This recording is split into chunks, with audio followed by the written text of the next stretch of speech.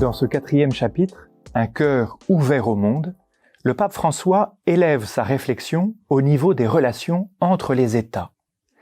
Il engage à prendre les mesures permettant d'œuvrer à la fraternité universelle, à décider de les mettre en œuvre avec un cœur ouvert au monde.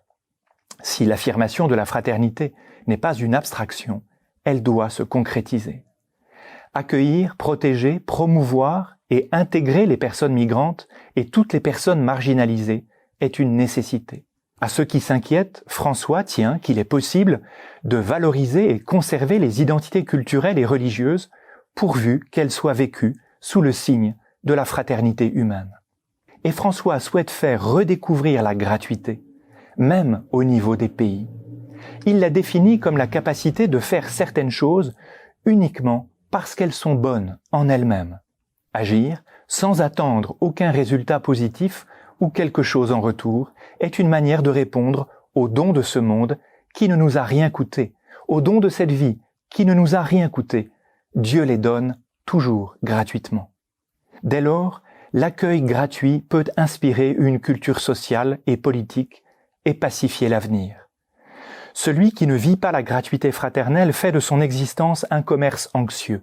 Il est toujours en train de mesurer ce qu'il donne et ce qu'il reçoit en échange. Pour œuvrer à un monde ouvert à l'amitié et à la fraternité, il faut conjuguer le local et l'universel et établir une saine tension entre mondialisation et localisation. C'est le cœur de ce chapitre. François voit le danger de vivre en se méfiant les uns des autres. Va-t-on se refermer ou se laisser enrichir par d'autres cultures et se solidariser avec les drames des autres peuples? Cette disposition suppose de comprendre qu'on ne peut pas tout obtenir par soi-même. Les autres sont constitutivement nécessaires à la construction d'une vie épanouie. Peut-être avons-nous été éduqués dans cette peur et dans cette méfiance. Mais selon l'esprit de François, le tout est supérieur à la somme des parties. L'unité est un bien supérieur à l'addition des intérêts particuliers. Aujourd'hui, aucun État national isolé n'est en mesure d'assurer le bien commun de sa population. Alors, ou bien nous nous sauvons tous, ou bien personne ne se sauve.